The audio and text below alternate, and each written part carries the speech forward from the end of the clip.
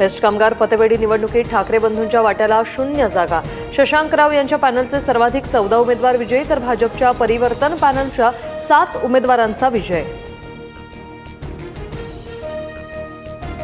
ठाकरे बंधूंनी पतपेढीच्या निवडणुकीचं राजकीयकरण केलं. पतपेढीच्या निवडणुकीचं राजकीयकरण न आवडल्याने लोकांनी ठाकरे बंधूंना नाकारलं. मुख्यमंत्री फडणवीसांची प्रतिक्रिया.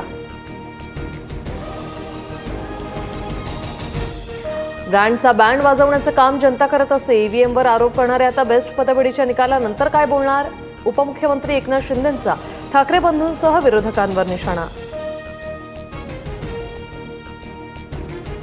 ठाकरे ब्रँड कधीच फेल होणार नाही. बेस्ट पतपेढीची निवडणूक ही चाचणी परीक्षा सुद्धा नाही. पराभवानंतर संजय राऊतांचं वक्तव्य.